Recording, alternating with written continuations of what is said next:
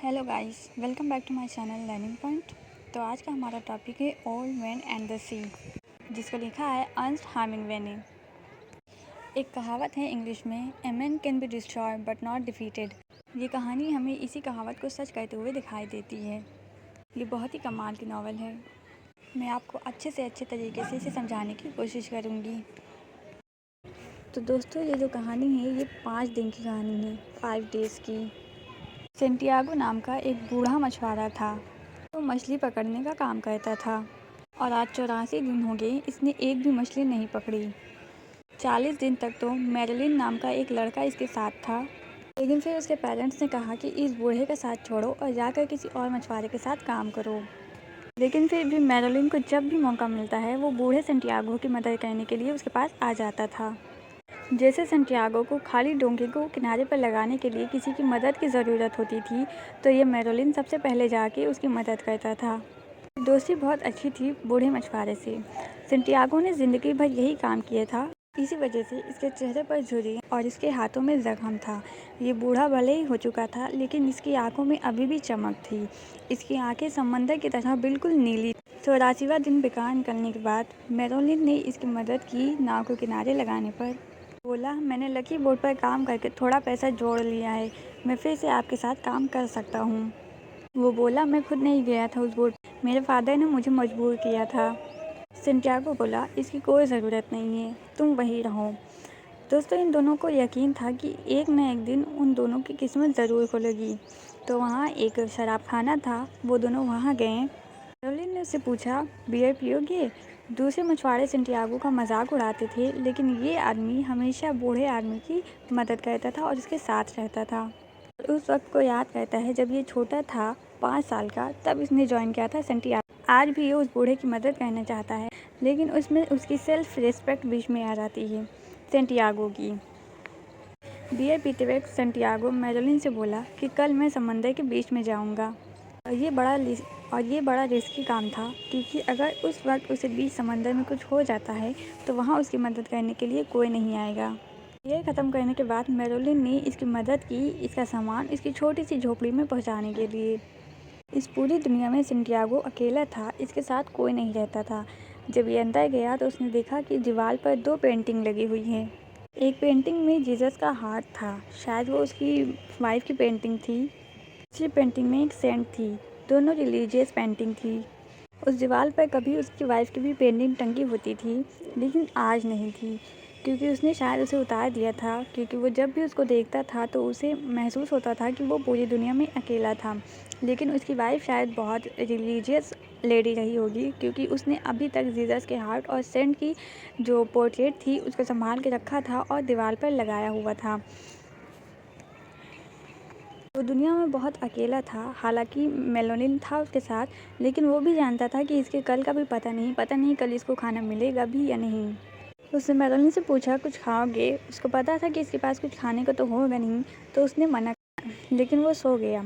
और जब वो खाना लेके आया तो उसने देखा कि सेंटियागो सो गया था। फिर उसने उसके ऊपर कंबल डाला और थोड़ी देर बैठकर उसके फेस की तरफ देखता रहा। वो बिल्कुल बेजान। वैसे ही सेंटियागो उठ गया। वो उठा तो उसने उसे खाने के लिए दिया। कुछ भी हो, लेकिन ये बच्चा प्यार बहुत करता था अपने बूढ़े दोस्त से। सेंटियागो मैरिलिन को अपनी कहानियाँ सुनाता था। वो अपने फादर की कहानी सुनाता था कि उसके फादर भी बहुत अच्छे फिशरमैन थे। तो मैरिलिन ये सब सुन के कहता है कि आप भी बहुत अच्छे फिशरमैन हैं। तो सेंटियागो कहता है नहीं। बातें करते करते सेंटियागो सो गया और मैरिलिन वहाँ से चला। किस्मत ने उससे सब कुछ छीन लिया था, सिवाय उसकी स्पिरिट के।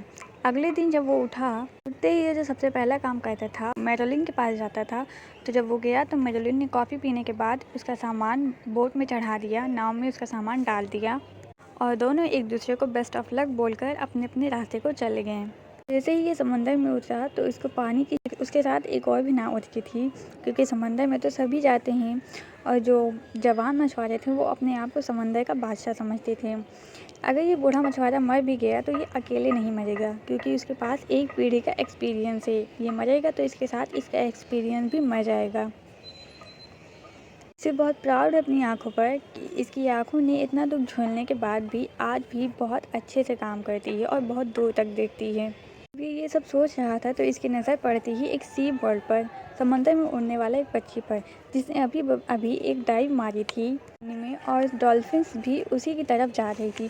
तो उसे एक साइन मिल गया कि वहाँ पर बड़ी मछली होगी। तो वहाँ पर पहुँचने में लेट हो गया और मछली वहाँ से निकल गई। उसे अंदाज़ा था कि मछली वहीं पर होगी, तो वो दोपहर तक इंतज़ार करता रहा। से वो मछली नहीं मिली। अचानक उसने देखा कि एक फिशिंग गैस जो इसने लगा रखी थी, मैं आपको बता दूं कि अलग अलग लाइन्स लगाते हैं ये मछुआरे। इसी एक लाइन में तो फंसेगी ये मछली। तो 10 पाउंड की एक टूना फिश थी। तो मिल गया था मछली पकड़ने के लिए चारा। अब ये 10 पाउंड की फ़िश को तो लेकर नहीं जाएगा, तो इसने सोचा कि इसे चारा बना लूँगा और बड़ी मछली पकड़ के लेके जाऊँगा। अब एक और लाइन में खिंचावट सी महसूस होने लगी। उसने एक्सपीरियंस से अंदाज़ा लगा लिया कि पानी की 600 फीट नीचे एक मर्लिन फ़िश फंसी है। बड़ा एक्साइटेड हो गया कि इस मछली का साइज़ बहुत बड़ा है। इसने उसे खींचने की कोशिश की कि मछली अब पक्का फंस गई है, लेकिन ये हिला भी नहीं सका क्योंकि ये बूढ़ा था। मछली इतनी बड़ी थी कि ये पूरी जान लगा देता है, लेकिन इसकी नाव तक नहीं हिलती एक बूंद भी। इसने सोच लिया था कि मछली को आज जाने नहीं दूंगा किसी भी कीमत पर। अब इसे सपोर्ट सूरज ढलने के बाद ही मर्लिन इसे देख पाएगा। तभी इसकी नज़र एक मर्लिन फ़िश पर पड़ी जो बूढ़ी हो चुकी थी। इसने देख के अंदाज़ा लगा लिया कि यह मछली बूढ़ी है और ये मेल फ़िश है। मछली इसे खींचकर इतनी दूर ले जा रही थी कि दूर दूर तक इसे कोई ज़मीन नज़र नहीं आ रही थी। ये पूरी रात मछली के साथ नाव पर रहा। पूरी रात गुजरने के बाद दूसरा दिन हुआ। पूरी रात मछली के साथ गुजारने के बाद उसे इस बात का अंदाज़ा हुआ कि अब लाइन काटनी पड़ेगी और इस मछली को किसी भी हाल में निकालना होगा। जैसे ही इसने सारी लाइन काटी तो मर्लिन ने एक गहरी डाइव लगाई पानी के अंदर। इसकी नाव डूबने लगी थी, लेकिन इसने तेज़ी से अपनी लाइन को पकड़ के रखा था कि मैं छोड़ूंगा नहीं। ये मछली से बोला कि हार नहीं मानूंगा, आज या तो तू नहीं या तो मैं नहीं। तो बस एक ही रास्ता है, या तो तू मुझे मार दे या तो मैं तुझे मार दूँ। टियागो समझ गया था कि ये थकी नहीं है और कम गहरे पानी में डूब रही है और अब ये छलांग ज़रूर लगाएगी। अगर ये गहरे पानी में मरी तो मैं इसे निकाल नहीं पाऊंगा, क्योंकि इसे पता था कि मेरी बूढ़ी हड्डियों में इतनी जान नहीं है कि मैं उसे इतने गहरे पानी से निकाल सकूं। इसे डर था कि अगर लाइन छूट गई तो हुक टूट जाएगा या किराया बेकार हो जाएगा। ढलने से पहले ही इस मछली को मारना पड़ेगा। इसके हाथ के गड्ढे और गहरे होते चले जा रहे थे। जो खून था वो चारों तरफ फैलता जा रहा था। तो इसके पास में पड़ी एक टूना फिश थी। उसने इसे खाया और अपने हाथ को खारे डार्क पर्पल कलर की बड़ी सी मछली जो इसके नाव से भी बड़ी थी। वो सोच रहा था कि लाइन अब टूटनी नहीं चाहिए, इस मछली को लेकर ज़रूर जाऊंगा। इसने अपनी ज़िंदगी में इतनी बड़ी मछली कभी नहीं पकड़ी थी, इस वजह से वो चाहता था कि मैं इस मछली को ज़रूर लेकर जाऊंगा। ये मछली इसके लिए एक बड़ी अचीवमेंट की तरह होगी, उन सब का मुंह बंद करवाने के लिए जो आज तक इसे ताना देते थे कि तुमने इतने दिन में कोई मछली नहीं पकड़ी। ढलने लगा था तो इसने अब दूसरी लाइन डाली मछली पकड़ने के लिए, उसे खाने के लिए। पकड़ा और खा लिया। अगले दिन सुबह होती है तो मर्लिन फिर से छलांग लगाती है।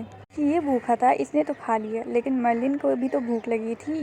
भूखी थी और उसने लाइन खींच कर उसके हाथ के जख्म को और गहरा कर दिया। तो मर्लिन बहुत छलांग लगाती है, तो ये अपने भाले से उसके ऊपर वार करता है। 5-6 बार करता है, लेकिन सारे वार बेकार चले जाते हैं और एक बार उसका वार सीधा मर्लिन के दिल पर लगता है और वो वहीं पर ढेर हो जाती है और पानी का एक बड़ा हिस्सा उसके लाल खून से रंग गया। मारने के बाद उसने बोला था ना, आज या तो तू नहीं या तो मैं नहीं। मछली इतनी बड़ी थी कि ये नाव में तो आने से गई, तो इसने सोचा कि इसे खींच के ही ले जाना पड़ेगा। ये क्यूबा की ओर बढ़ना शुरू कर देता है। इस बूढ़े आदमी के लिए इतनी बड़ी मछली मारना कोई छोटी बात नहीं थी। ये बहुत ही बूढ़ा था, उस हिसाब से अपनी सारी कोशिश कर ली उस मछली को पकड़ने के लिए। ये इस बात को भूल गया कि जो भाला उसने मर्लिन के दिल पे मारा था उसमें खून अभी भी लगा था और उसकी स्मेल को एक शार्क ने सूंघ लिया था जो उसके पीछे पीछे अब आ रही थी। वो उसे खाने के लिए आगे बढ़ रही थी। जैसे ही उसने दांत खोला मर्लिन को खाने के लिए, वैसे ही उस बूढ़े आदमी ने अपना भाला उठा के उसके सर पर मारा और वो वहीं पर ढेर हो गई। 40 पाउंड के आसपास वो शार्क उसका मांस लेकर चली गई।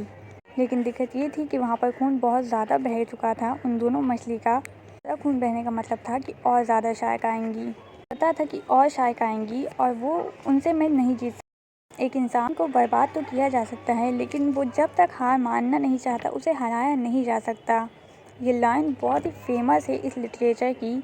मर्लिन का एक टुकड़ा तोड़ता है जो शार्क ने खाया हुआ था, उसे वो खुद खाता है और फिर से कोशिश जारी रखता है। 2 घंटे तक ये चप्पू चलाता है और 2 घंटे के बाद 2 शार्क और आ गए उसके पीछे। ये उनके साथ भी लड़ाई करता है, लेकिन इस लड़ाई में मर्लिन उसका मांस बहुत कीमती था।